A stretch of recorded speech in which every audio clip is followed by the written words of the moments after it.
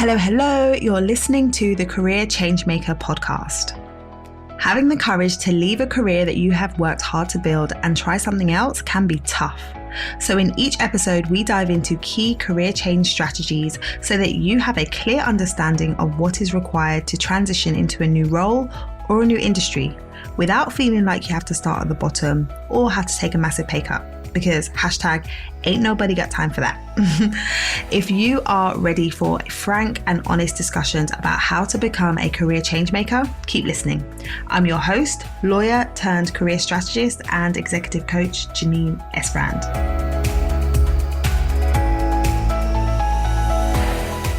Hello, and welcome to the show. On today's episode, I'm going to be talking about why you need to stop settling and start strategizing for your career growth. If you are somebody who has been wondering whether there is more fulfillment out there for you, more impact, the possibility of making more money, then this episode is for you, because we're going to talk about what you really need to be doing and how you need to be thinking so that you can position yourself for what you want. Far too often, I see people and I hear people share that they are settling for good enough, that what they're doing right now pays the bills. They should be grateful that they have a role in this economy. So they're just going to keep doing what they're doing for now. They say that. And then they also, in another breath, are complaining about how dissatisfied they are, or how frustrating it is, or how their colleagues are driving them crazy. And so today I want to talk about why we need to start strategizing rather than just settling for the status quo, settling for this is what it is, this is what it has to be. It doesn't have to be that. It doesn't have to be the case that you are not enjoying the work that you're doing on a day-to-day basis. It doesn't have to be the case that you are frustrated with where you are in this season of life. It doesn't have to be the case that you see your peers seemingly thriving when you feel like you're not. Like, let's move you from a place of frustration and unfulfillment to being excited about the work that you get to do. Because let's face it, life is short, way too short, and we can step out of the passive mind frame where it's like, I'll just wait and see what happens, and this is what's happening right now, so I just have to go with it, to the more active mind frame where it's like, okay, if where I am right now is not where I want to be, like, what can I do? What ownership can I take so that I can change the way that things are? I'm also going to be sharing with you how you can work with me so I can support you with this strategy and this execution piece. I'm running the final cohort of the Career Changemaker program starting in September. We are going to be opening up enrollment very, very soon. And over this 12-week journey inside of the program, you're going to learn what lots of other women have learned in terms of pivoting into more meaningful and impactful roles and securing 5-figure salary increases. I want to walk you through the framework, the play-by-play, give you the insights that you need so that what you're experiencing right now in terms of frustration and unfulfillment doesn't have to continue, and you have a clear plan and strategy. So tune into this episode while I give you high level what it is that you need to do. But if you want to go deeper, then come and join us inside of the program. So you want to head to www.careerchangemakers.com/waitlist if you want to learn more about how the program can help. But let's dive in. So firstly, let's start with the settling piece. When we settle, there is a cost to it. There is a cost to settling, and that cost could be that nagging feeling that you have that you're not living up to your potential and that time is passing and that you're not doing what you should be really doing. It could be the frustration of not being recognized at work and how that shows up for you on a day-to-day basis when you're in the workplace and you feel frustrated and you're having to deal with colleagues and you're having to mask what you really feel and instead show up and speak as though everything is okay. Or it could be the financial strain of not earning what you know you can be earning, not earning in alignment with the value that you are creating and that you are producing. I mean, let's just talk about inflation for a minute. I'm like, everything is so expensive. And if you are staying in your role and you're waiting for your annual salary increase, I am pretty certain that your salary increase, your 3 to 5% increase that most people will get on an annual basis, is not an increase that's in line with inflation, right? So if your increase is not in line with inflation, it means that your pocket is getting squeezed in terms of your expenses on a regular basis.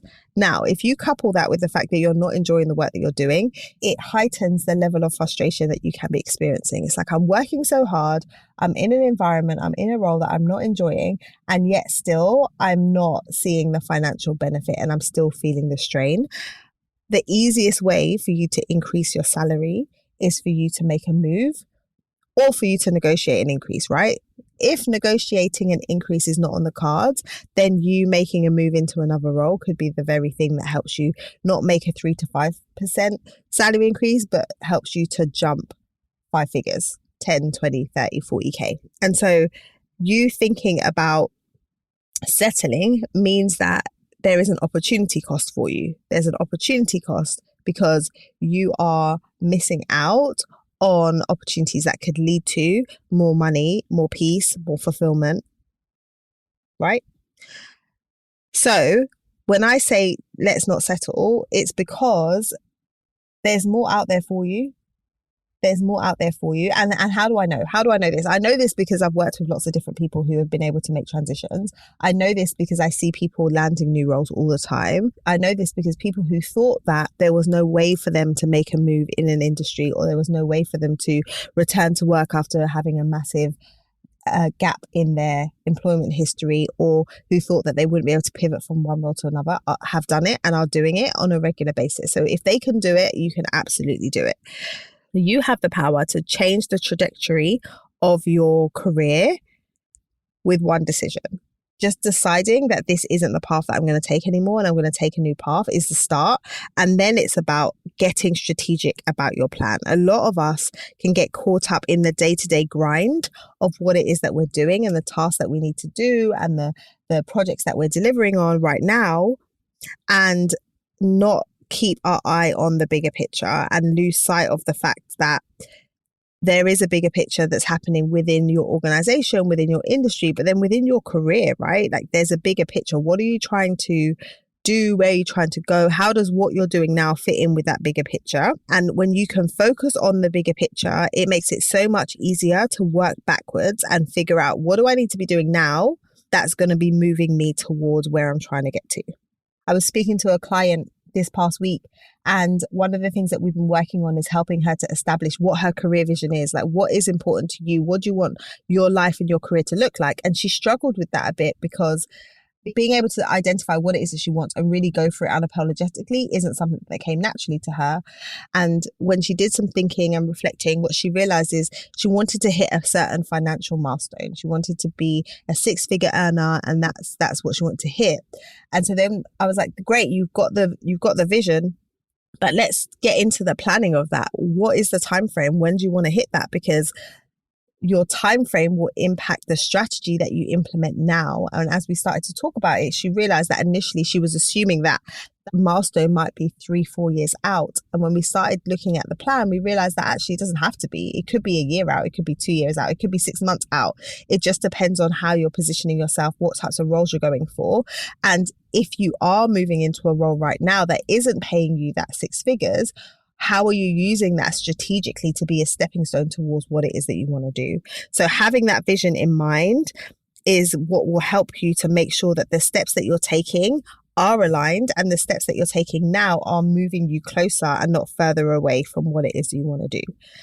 The other thing that having the vision does is it helps you to see where the gaps are and be able to identify, okay, if that's where I want to get to, what are the gaps? Are there skills gaps? Are there knowledge gaps?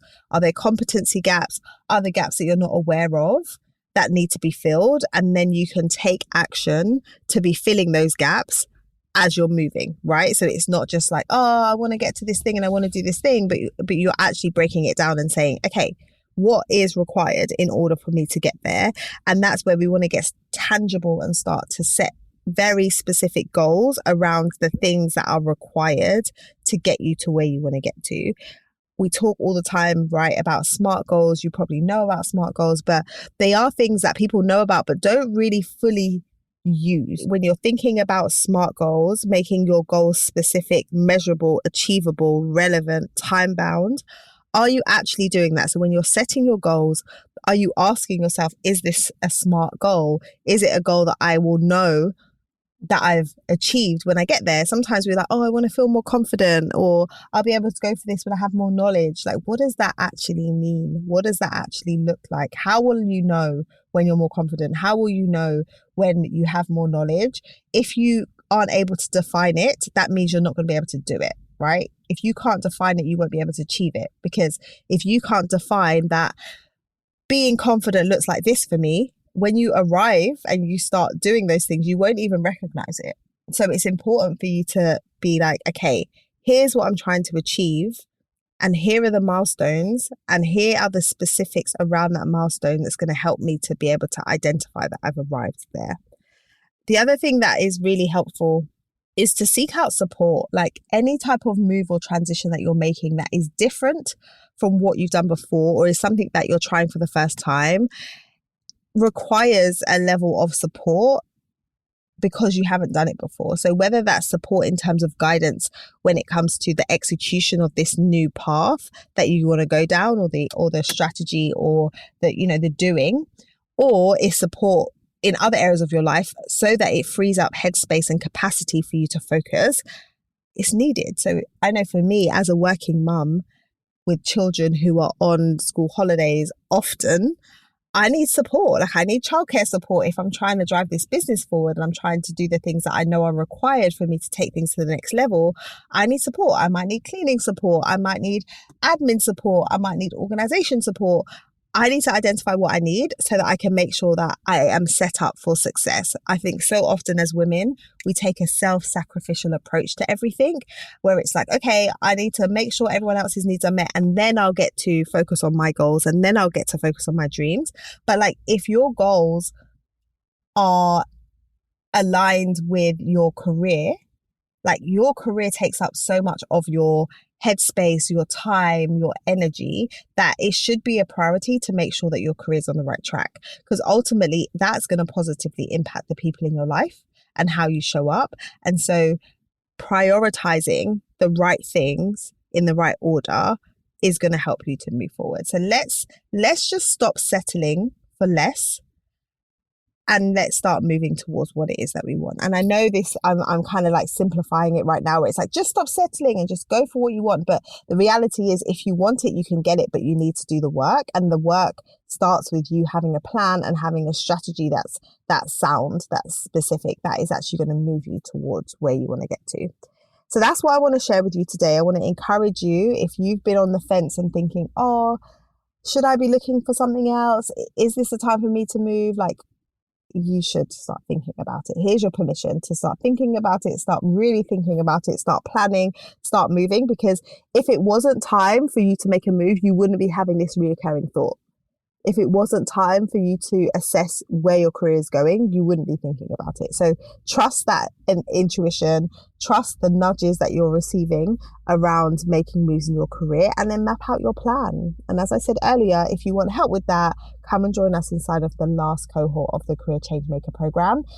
I'm going all out with this last cohort. I'm super excited for the ladies that are going to be in it and how we're going to support them with really transforming their careers. And let me just say this, it isn't always immediate. It's not just about the 12-week program. It's about what the 12-week program allows you to do in your career going forward. One of our clients that we worked with way back in lockdown is still reaping the benefits of the program and is able to draw on the strategies that she learned around negotiation to continue to negotiate bigger and higher offers when she is making moves. So just know that this is not just an investment for now, it's an investment that you'll be able to apply time and time again in your career. So head over to careerchangemakers.com/waitlist if you want to learn more about the program and how it can help. But otherwise, I really want you to take on board this idea that you can stop settling and start strategizing towards the career that you really want. All right, that's all from me today. I'll be back next week. Until next time, look after yourself and keep moving towards your career goals. If you enjoyed today's conversation, be sure to subscribe to the show so that you don't miss any future episodes. Also, I would love to know what your biggest takeaway has been from today's episode. Come over and join us in our Career Changemakers community over on LinkedIn so that you can join the conversation there. Head over to lightbotscoaching.com/community and it will take you right to the group.